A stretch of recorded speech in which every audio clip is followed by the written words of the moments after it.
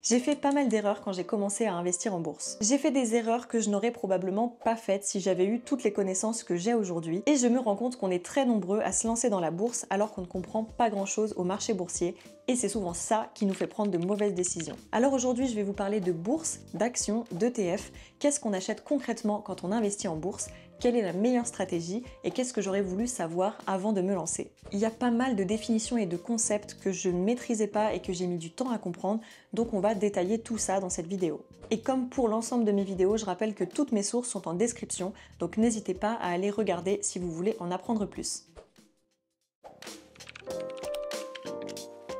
La bourse ou le marché boursier, c'est tout simplement un espace dans lequel des personnes achètent ou vendent des titres. Donc quand on dit qu'on investit en bourse, ce que ça signifie généralement, c'est qu'on achète des titres cotés. Parmi ces titres, on retrouve ce qu'on appelle des actions ordinaires, qui sont des parts d'entreprise. Lorsqu'on achète des actions, ce qui se passe, c'est qu'on devient actionnaire et donc propriétaire d'une partie du capital de la société en question. On peut aussi percevoir des dividendes, c'est-à-dire une partie des bénéfices de la société, si elle décide d'en verser, et proportionnellement au nombre de parts qu'on détient. Sachez quand même qu'il y a des entreprises qui font le choix de ne pas verser de dividendes. Il y a quand même quelque chose à comprendre à ce sujet-là, c'est que la raison principale qui pousse les entreprises à s'introduire en bourse et donc à vendre des actions, c'est de réunir des capitaux pour financer de nouveaux projets et espérer grossir dans le temps. Mais sachez aussi qu'il existe des entreprises qui ne sont pas cotées en bourse, alors soit parce qu'elles sont trop petites, soit parce qu'elles font le choix stratégique de ne pas être cotées en bourse. Par exemple, c'est le cas de X, donc anciennement Twitter, puisqu'Elon Musk souhaitait garder un certain pouvoir de décision sur l'entreprise. Donc X appartient exclusivement à Musk et à ses partenaires financiers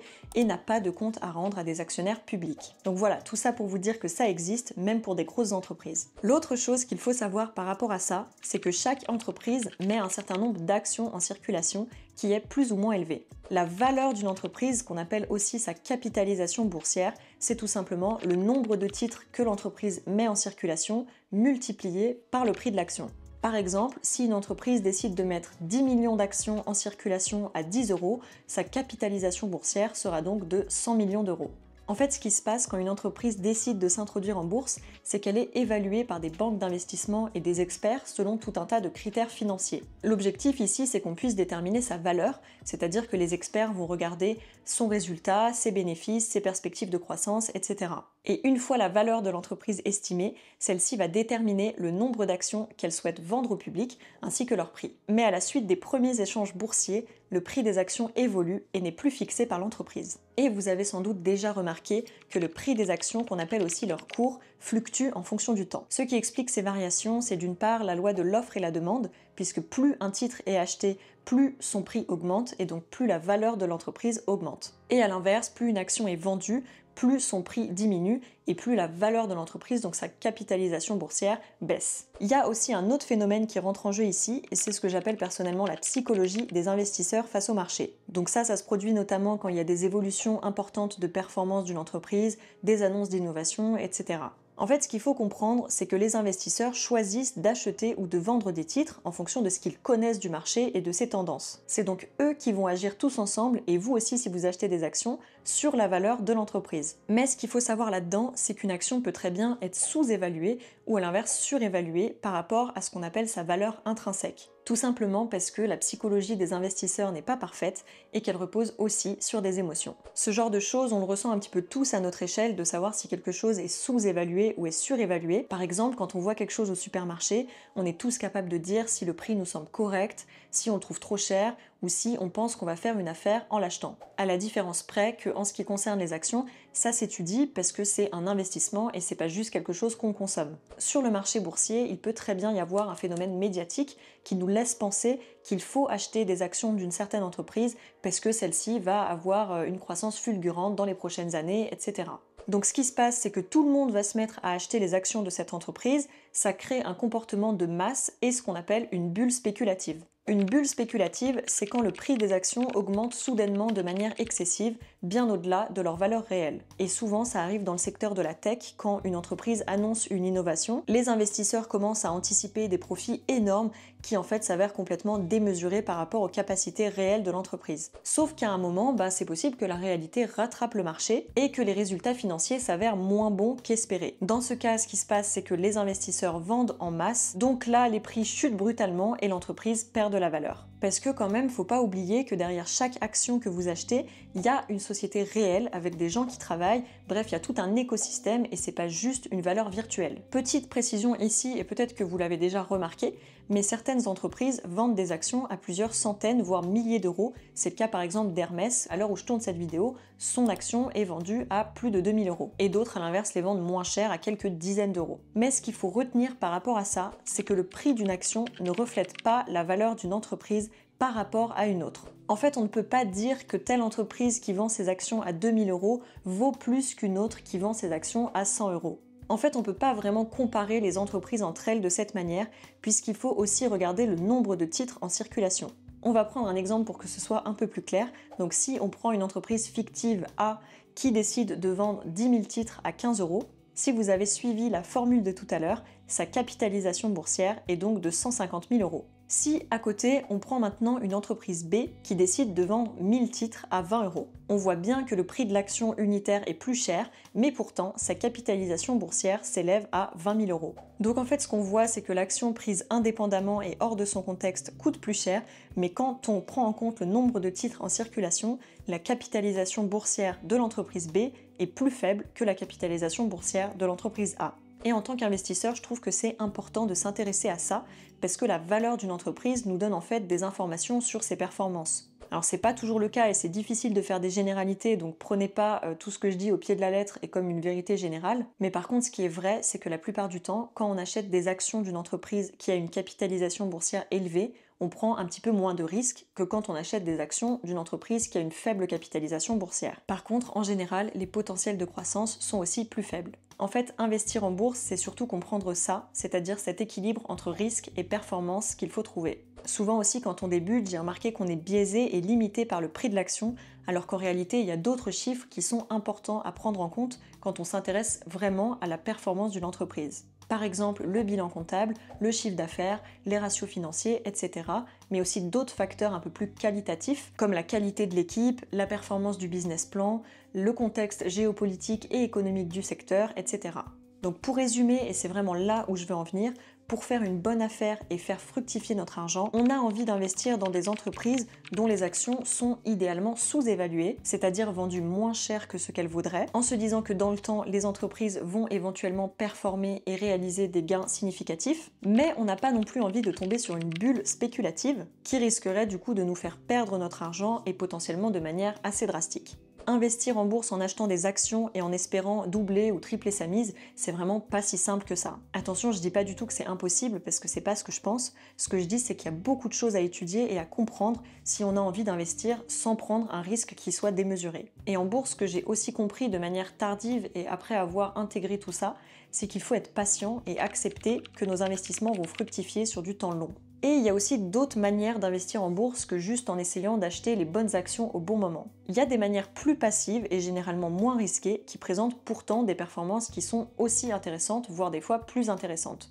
Et ce que j'ai réalisé il y a vraiment pas longtemps, c'est que parfois rien ne vaut mieux que la simplicité dans les investissements. En fait, la plupart d'entre nous, ce qu'on veut, quand on y réfléchit et de manière raisonnable, c'est pas forcément de devenir les prochains milliardaires, c'est juste de faire fructifier notre argent correctement pour pouvoir réaliser des projets qui nous tiennent à cœur sans avoir l'impression tout le temps de manquer ou sans avoir à trop se préoccuper de notre argent. Et investir en bourse, je trouve que c'est une très bonne manière d'atteindre cet objectif-là et je trouve ça dommage qu'on soit pas suffisamment éduqué sur tout ça. Et je me répète, c'est ce que je disais tout à l'heure, mais on va y revenir, il existe des manières beaucoup plus simples d'investir en bourse sans avoir à essayer de cibler la bonne entreprise au bon moment. En fait, l'une de ces méthodes, c'est tout simplement d'investir dans des ETF plutôt que directement dans des actions. Alors attention, je préfère quand même garder un propos nuancé, comme toujours sur cette chaîne. Je dis pas que c'est mal d'investir dans des actions ou qu'il ne faut pas le faire. C'est une stratégie différente, mais qui présente quand même un intérêt, c'est juste qu'il y a plus de choses à savoir, mais je vous en reparlerai quand je vous détaillerai mon portefeuille d'investissement. J'ai remarqué que les gens aimaient de moins en moins les propos nuancés, notamment sur les réseaux, puisqu'il faut que tout aille très vite et que tout soit très tranché, sinon on n'arrive pas à capter l'attention. Malheureusement pour moi, c'est pas la stratégie que j'ai décidé d'avoir sur cette chaîne. Je préfère être transparente avec vous sur ce que je ressens Et je trouve que dans la vie, tout est très nuancé, à l'inverse de ce qu'on voit sur les réseaux sociaux et surtout en termes de finances. Donc ce que j'ai envie de faire avec ma petite chaîne qui commence à grandir, c'est surtout de vous montrer qu'on peut parler de finances et avoir des propos nuancés. Bon, petit aparté, mais en même temps c'était important que je le dise. Pour en revenir du coup au sujet des ETF, j'ai déjà expliqué ce que c'était dans cette vidéo que je vous mettrai juste ici, mais quand même pour faire court, un ETF, c'est un fonds d'investissement qui réplique la performance d'un indice boursier. De manière générale, ce qu'on entend, c'est quand on investit, il faut chercher à diversifier ses actifs, et c'est vrai puisque pour limiter le risque, il faut diversifier. Mais j'ai remarqué que quand on commence à investir, on a souvent tendance à vouloir se diversifier partout. On a envie d'acheter plein d'actions pas chères pour diversifier et se dire que ça limite le risque. Du coup, on démultiplie nos investissements et on sait pas vraiment ce que ça va nous rapporter sur le long terme puisqu'on fait qu'investir des toutes petites sommes un peu partout. Alors que des fois, juste en se posant et en réfléchissant sur le fonctionnement des marchés boursiers, on réalise qu'on peut en fait investir dans un seul ETF avec une certaine somme par mois et qu'on pourrait obtenir les mêmes résultats, voire de meilleurs résultats avec une diversification similaire. En fait, ce qui est vraiment bien et ce qui est important à comprendre avec les ETF, c'est qu'on obtient une diversification immédiate, donc soit dans un secteur ou soit une diversification géographique. Le tout évidemment en se fatiguant bien moins que si on cherchait à acheter plein d'actions dans plein de pays, dans plein de secteurs, etc. Un indice boursier, c'est en quelque sorte une moyenne pondérée de différentes actions qui sont regroupées selon des critères. Parmi les indices les plus connus et dont je vous ai déjà parlé sur cette chaîne, on retrouve le S&P 500 qui regroupe du coup les actions des 500 plus grosses entreprises cotées aux États-Unis. Ce qu'il faut bien comprendre en revanche par rapport aux indices, c'est qu'ils ne s'achètent pas directement puisqu'il s'agit d'un outil statistique. C'est pour ça que pour investir dedans, on passe en fait par des produits comme des ETF qui vont répliquer leur composition. Et ce qui est particulièrement bien avec les indices, c'est qu'ils sont régulièrement réajustés pour refléter la réalité du marché. C'est-à-dire par exemple que si une entreprise du S&P 500 d'un coup devient moins performante et sort du classement, alors elle sera directement remplacée par une autre et l'indice reste toujours optimisé. Donc en fait quand on comprend ça, on comprend qu'en investissant régulièrement dans des ETF, on obtient d'office une diversification intéressante. C'est une stratégie qui en fait est simple, passive et que je trouve s'avère très efficace sur le long terme. Si on prend par exemple le rendement annuel brut moyen du S&P 500 sur les 10 dernières années, on constate qu'il était environ de 12 à 14%. Donc là, c'est ce que je viens de dire, mais on parle bien en brut. Donc si on part du principe qu'on a derrière une imposition à 30%, comme c'est le cas quand on investit dans un compte titre, on se retrouve avec une performance annuelle moyenne nette de 8 à 10%, ce qui reste quand même assez intéressant. Je l'ai déjà précisé dans pas mal de mes vidéos, mais je préfère le repréciser ici parce que c'est important, mais les performances passées ne reflètent pas les performances futures. Mais quand même, pour vous donner une petite information et vous en faites ce que vous voulez, sachez que dans l'histoire, personne n'a jamais perdu de l'argent en investissant dans un ETF suivant l'indice S&P 500 et en ayant gardé cet investissement pendant plus de 20 ans. Donc voilà, certes, on ne peut pas se fier aux performances passées pour prédire l'avenir, mais par contre, on peut s'en servir pour faire des spéculations à nos risques et périls. Et en réalité, une fois qu'on sait tout ça, il n'y a pas vraiment besoin d'en savoir beaucoup plus sur la bourse. C'est vraiment l'ensemble de ces choses-là que j'aurais aimé comprendre avant de commencer à investir, d'où le titre. Après, évidemment, c'est aussi en faisant des erreurs qu'on apprend et je regrette absolument pas mon petit parcours d'investisseuse puisque ça fait que 2 ans que j'ai commencé à me lancer là-dedans. Mais c'est vrai qu'au début, je cherchais absolument la meilleure stratégie, les meilleures actions, le meilleur moment. Et en fait, je me suis rendu compte que déjà, il n'y a pas de stratégie unique, donc c'est très difficile de dire à quelqu'un qu'il faut qu'il achète telle action à tel moment parce que ça dépend de vos profils, ça dépend de vos objectifs. Et la deuxième chose que j'ai réalisée, c'est que la bourse, ça s'apprécie vraiment sur des temps longs. En fait, j'ai réalisé que je m'épuiserais bien moins sur le long terme en sélectionnant 1 ou 2 ETF et en investissant régulièrement dedans qu'en essayant de chercher les meilleures actions du moment, mais évidemment, chacun sa vision des choses. Et d'ailleurs, c'est pas pour ça que j'ai complètement arrêté d'investir dans des actions, puisque c'est pas le cas, mais je vous en reparlerai dans une autre vidéo. Et maintenant, du coup, la question que vous devez vous demander, c'est comment on fait pour choisir ces ETF, puisqu'il y en a plein. Il y a des indices vraiment sur tout, donc sur les entreprises américaines, sur des entreprises de pays émergents, sur la technologie. Et du coup, pour savoir quel ETF il vous faut, je pense qu'il faut vous demander dans quel secteur vous croyez et dans quelle zone géographique vous croyez. Quand je dis croyez, en fait, ce que je veux dire, c'est dans quel secteur vous voyez un potentiel de croissance sur le long terme. On est bien d'accord. Et pour vous aider à choisir, vous pouvez très bien vous renseigner sur ce que font les investisseurs, ce en quoi ils croient eux, puisque ce sont en général des gens qui sont plus spécialisés que vous dans ces domaines, même si évidemment chacun a sa stratégie, et si vous faites vos recherches, vous vous rendrez compte que c'est un petit peu plus subtil que ça.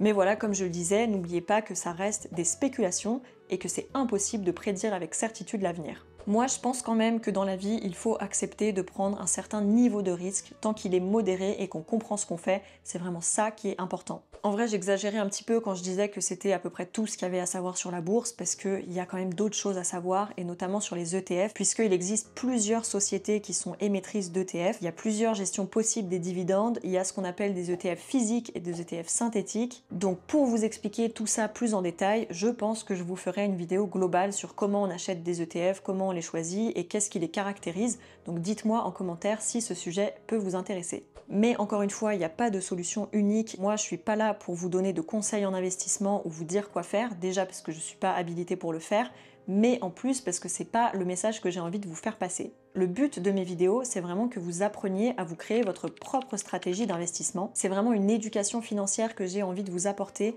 et c'est pas un kit clé en main qui va vous dire dans quoi investir et à quel moment. Tout simplement parce que je pense que si vous comprenez pas ce que vous faites, c'est une stratégie qui est pas durable dans le temps. Je vais m'arrêter là pour cette vidéo, donc j'espère qu'elle vous aura plu et que vous aurez appris des choses. Je compte du coup sur cette chaîne alterner entre des vidéos un petit peu plus techniques où on va revoir des concepts, des définitions, des choses à savoir sur la bourse, sur les placements. Des vidéos où je vous montre ce que je fais moi, quelles ont été mes décisions, mon parcours, mes erreurs.